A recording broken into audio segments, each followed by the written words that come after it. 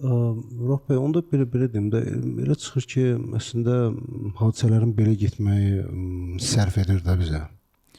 Ümumi olaraq bütün dəhliz ölkələrinə sərf edir və onların önəmini artırır. Və düşünürəm ki, burada fərqli deyək ki, ölkələrdə maraq fərqlidir. Yəni investisiya marağından söhbət gedir. Məsələn, son zamanlar Türkiyədə ciddi beynəlxalq bankların yatırımları müşahidə olunur. Xüsusən şimal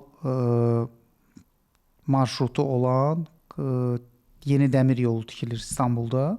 Bildiyimiz kimi Türkiyədə 2013-cü ildə Marmaray açıldı. Hansı ki Avropa ilə Asiyanı əlaqələndirirdi, amma əsasən sərnişin daşınma üçün fəaliyyət göstərir. Gecə saatlarında məhdud yük daşınma imkanları var.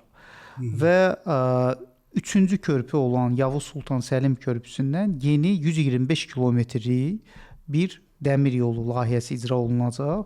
30 milyon ton yük illik, 33 milyon sərnişin daşınması hədəflənib. Burada həm iki qitəni əlaqələndirəcək, həm İstanbulun daxilində iki aeroportu əlaqələndirəcək, Sabiha Gökçənlə İstanbul aeroportun.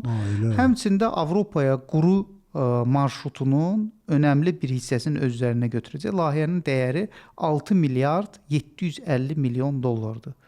Və bunu da Dünya Bankı, Avropa Yenidən Qurma Bankı, Asiya İnkişaf Bankı kimi təşkilatlar öz üzərinə götürüb və artıq kreditlər ayrılmağa başlayıb. Digər layihə Türkiyə ərazisində Şərq-Qərb dəhlizinin Sivasın ilçəsi olan Divringdən Qarsa qədər və Gürcüstan sərhədinə qədər olan dəmir yolunun ikinci xəttin tikilməsi və elektriklənməsi.